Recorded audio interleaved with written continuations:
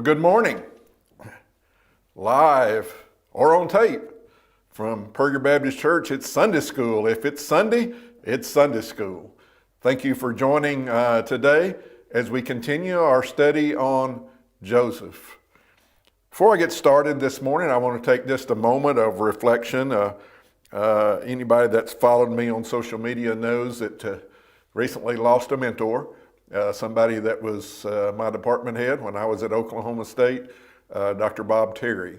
And yesterday I had the opportunity to watch his service online and was reminded again of the calling that teachers have. It says in James 3:1, "Not many of you should become teachers, my fellow believers, because you know that we who teach will be judged more strictly." Bob Terry was judged strictly and he passed every test. Well done, thy good and faithful servant. But it reminded me again of the responsibility that teachers have. It's not easy to be a teacher. It's not easy to be an elementary school teacher. It's not easy to be a high school teacher. It's not easy to be a college teacher. It's certainly not easy to be a Sunday school teacher. And I beg your indulgence and patience and understanding and forgiveness of how I might speak. You know, we're one sentence away from, with everything now being on tape, from being suspended for 2 weeks or kicked off of the air or kicked out of being a Sunday school teacher or running for political office or being fired or whatever it is. So teachers have a tough job, and it says that we are judged more strictly. So as you judge me, I pray for, again, understanding and forgiveness if I misspeak, but as I've said many times, I'm teaching to myself. So I'm far from being perfect, as I know you are too, because it says none of us are perfect. We all sin and fall short of the glory of God, and thank God we're forgiven. And so we're going to study today's lesson. We're going to continue on in the study of Joseph, one of the favorite characters from the Old Testament and from Genesis. And we're going to talk about pitfalls and continuing our study on pitfalls from Joseph's life. And today we talk about the pitfall of injustice. And as we talk about the pitfall of injustice, we need to press forward in spite of injustice. And I've got Rocky Balboa up here. I'm not a big Rocky fan, but I watch some of the movies, but in that old Sylvester Stallone voice, I can just hear Rocky Balboa in that movie say, "It's not about how hard you hit, it's about how hard you can get hit and keep moving forward." Well, that's life. That's life. Sometimes it's not about how hard we hit, but it's how hard can we get hit and then keep moving forward. We find Joseph today moving forward. So if I had to put some more titles on this, the Brannonisms, from Potiphar's place to Pharaoh's prison. That's where we find ourselves today. A good old favorite saying of mine, don't stare up the steps, step up the stairs. Sometimes we need a checkup from the neck up. That's a good old Zig Ziglar saying. And then one I use with my mother real regularly. It's okay to drive through Pity City, but you can't park.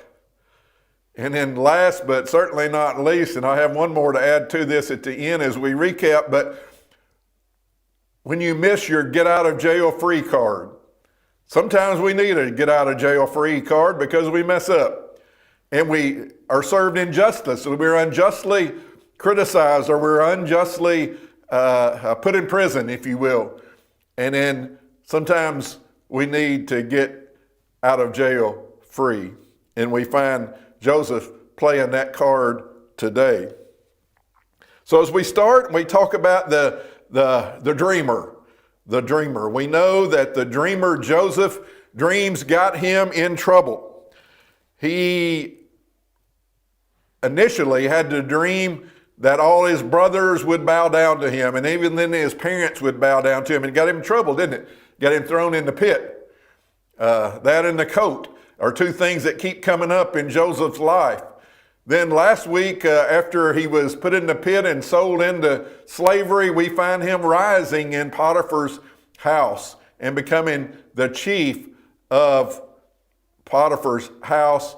And then we find his encounter with Potiphar's wife, and the coat gets him in trouble because he left his coat there and she wrongly accused him, an unjust. He was not guilty. He was just accused of committing sin with her. And as we ended last week, we talked about the crime for the punishment that he was accused of was execution. But Potiphar, knowing something wasn't just right, put him in prison. And we find Joseph going into prison and starting a prison ministry. And sometimes we could add another title: when life gives you a lemon, make lemonade, or when you find yourself in prison, start a prison ministry. And that's where we find Joseph today. In the life of Joseph, we continually find him taking 2 steps forward and then 3 steps back, and 3 steps forward and 2 steps back, or however you want to quantify it, but he's always moving towards God. And that's the key thing here. All the while, God is working on Joseph.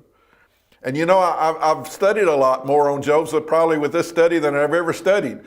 And I can't find any place where he complains. And that's the godliness coming out of him. And I think it's a witness, because when an unbeliever sees a child of God suffer, even in today's society, when an unbeliever sees a child of God suffer and yet give God the glory, it's a witness. It's impactful. And Joseph's witness was impactful in his time.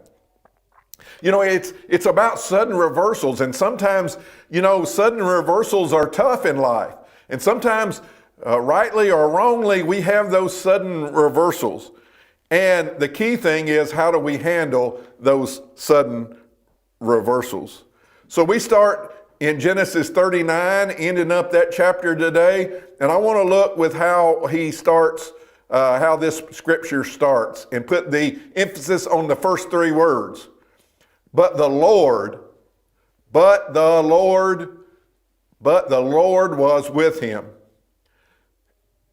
Remember, unjustly just put in prison. He showed him kindness and granted him favor in the eyes of the prison warden.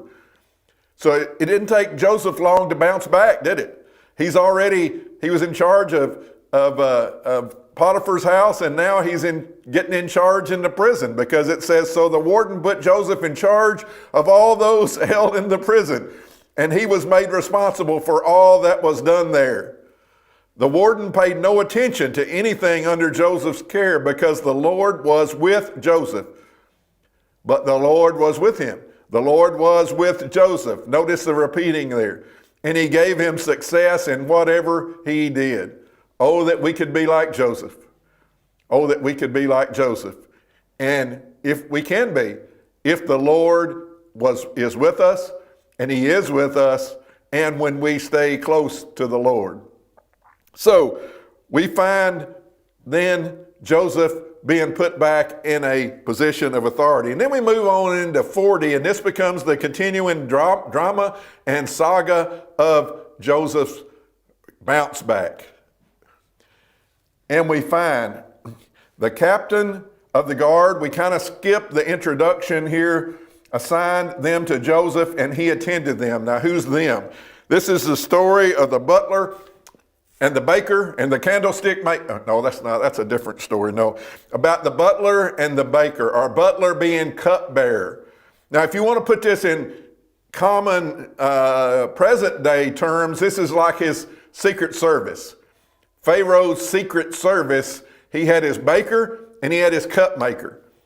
You know, one of the ways they had of attacking leadership at that time was poisoning. So these two were in charge of everything the king ate and everything that he drank. And they had to test it first. Now, it doesn't tell us why Pharaoh turned on them and put them in prison. But you know, I can just imagine that there was some attack here, and they formed a biblical oversight committee, and they gathered there to discover who was guilty. So they suspended these two without pay and they put them in prison. Again, I'm speculating here, but it could have been an attack, and that very likely could have been the story. It makes for a good story anyway, because of the outcome. Because when we look at it and we see that something here had happened and it wasn't by accident, I contend that this was part of God's plan, that he would rise Joseph out through this circumstance, and these just happened to be two thieves surrounded on each side of Joseph. In one study I was saying reminded of the similarity between the story of Joseph and the story of Jesus. Jesus was crucified with two thieves on either side. Joseph was surrounded by two thieves who was assigned them to Joseph, and he attended them. Sound familiar? Yes. After they'd been in custody for some time, and it doesn't tell us how long, but it says each of the two men, the cupbearer and the baker of the king of Egypt, who were being held in prison, had a dream the same night. And each dream had a meaning of its own. Now, dreams were a little bit different then. And that civilization, that society seemed to think that God spoke through dreams. And he did. And so they were very curious of the meaning of this dream.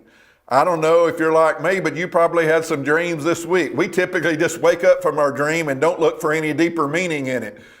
Then, if they had a dream, they wanted to know what it stood for. And it says, when Joseph came to them the next morning, he saw that they were dejected. So he asked Pharaoh's officials who were in custody with him in his master's house, "Why do you look so sad today?" Joseph turned to focus on them. And they said, "We both had dreams, but there is no one to interpret them." What a setup. Joseph's being set up again. Then Joseph said to them, "Do not interpretations belong to God? Tell me your dreams." I'm a dream interpreter, which was one of the biblical talents that Joseph was given. So we find here that in this society, in Egypt and Babylon, dreams were a big deal. They tended to look to the future, as I said earlier. But the key thing here that I want to point out is he saw that they were dejected. Don't many times we get to where we just look inward, we just think about us. We just think about, oh, woe is me. Here Joseph's in prison unjustly. Injustice was kind of following him around. We could visualize Joseph having a pity party, but yet he turned his focus on others. He did not focus on himself. He focused on someone else. The stories goes that if we were to take all of our problems and throw them in the middle of the room along with everybody else's problems, we'd probably run like a devil to get ours back. Because we really don't have, and that's one of the things that we'll talk about as we conclude today of therapy is sometimes we just need to look around us. We just need to focus on others because we really don't have it as bad as we thought we did. Every Sunday afternoon when I'd go in to visit my mom, I'd say in the assisted living, "How you doing?" "Well, I'm not doing too good. I wouldn't be doing in this place." And yet I would take her to supper, and you look around person by person, my mom was doing okay. My mom was doing okay. And I would point that out to her, and she would not park, she would drive on through that pity city. Now we got the butler and we got the baker.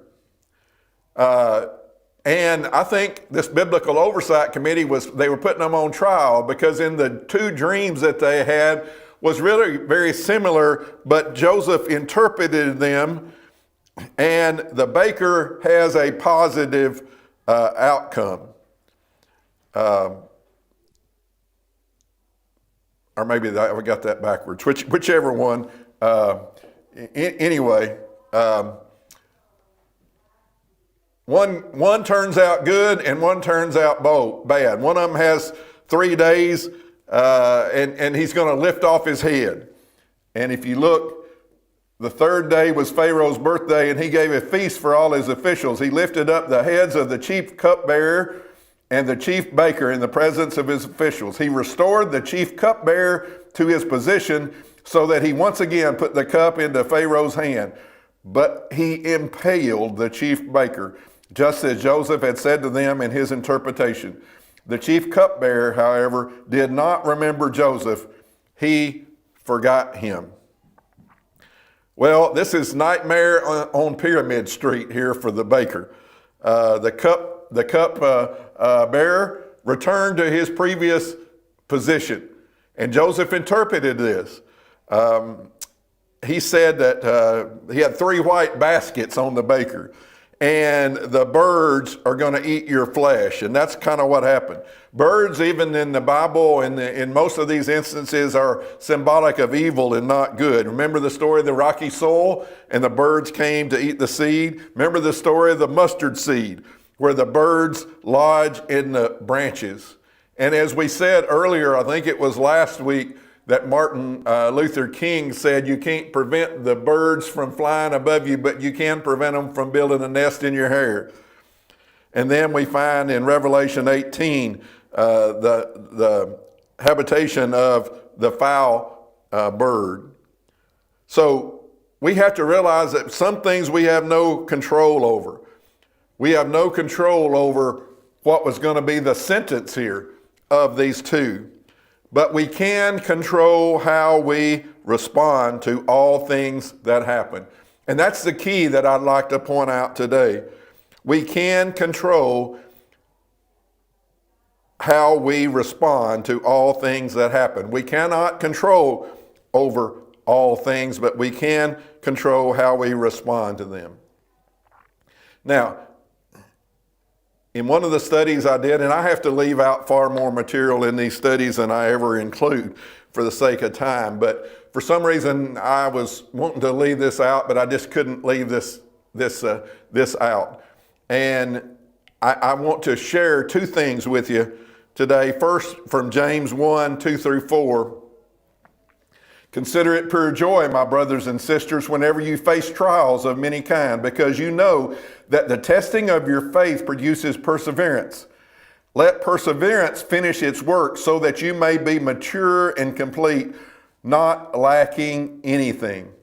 We're all going to have those trials. We're all going to have those injustices. But again, it's not how that we can control them, it's about how we control these things. So we got to remember that the Lord was with him, but the Lord was with him. And I think we got to remember from the parent to the pit, to Potiphar, to the prison, and we're going to look at to the palace. And as we look at this and review over our titles, we see a little bit more understanding of them today and why I would have included them. From Potiphar's place to Pharaoh's prison, don't stare up the steps, step up the stairs. Joseph didn't feel sorry for himself. He took a checkup from the neck up and he didn't focus on himself, he focused on others. He found that it was okay to drive through Pity City, but he can't park. I don't know, it doesn't say he felt sorry for himself or he complained. When you miss your get out of jail free card, and he said, remember me, remember that? That was his get out of jail. But I want to add 2 things. Gone but not forgotten. It said that the cupbearer, again, I messed up. The cupbearer forgot him. And he forgot him for about 2 years if we continue this story next week. But he was gone but not forgotten.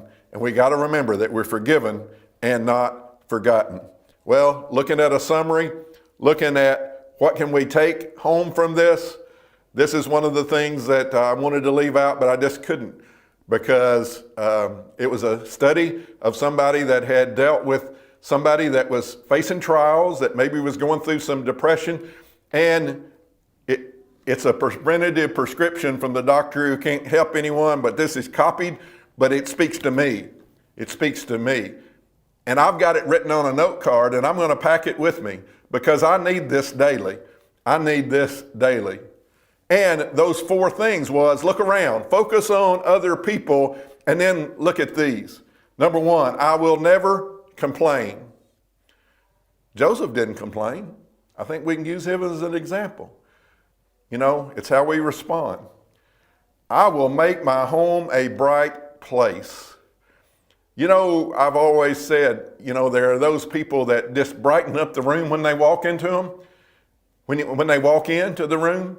And then there are those people that look like they's weaned on pickle juice. You know, which are we?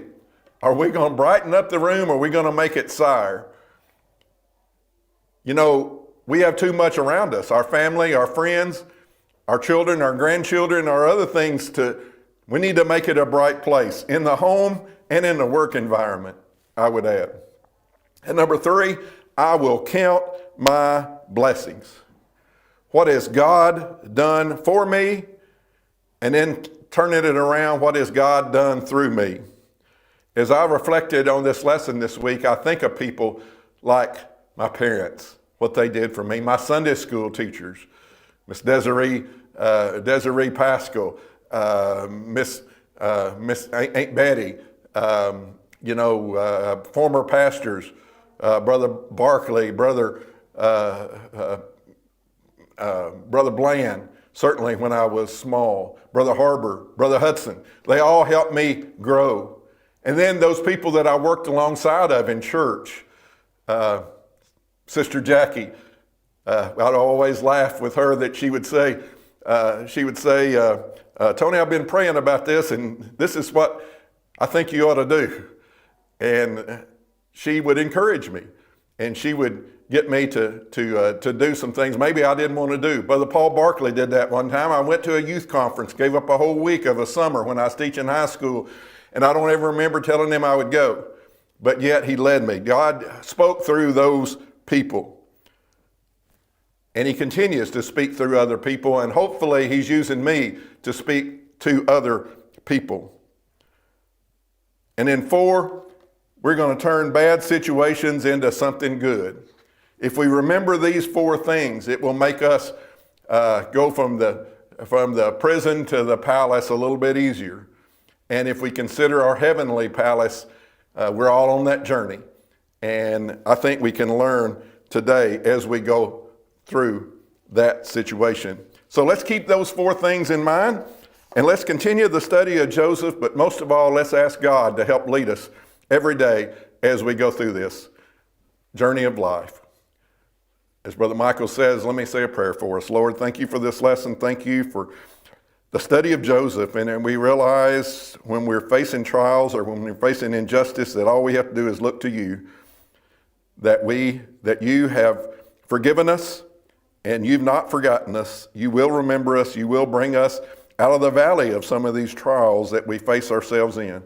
Lord, thank you for this lesson. We just ask that you'd lead and guide and direct us as we go through this day. In your name we pray. Amen.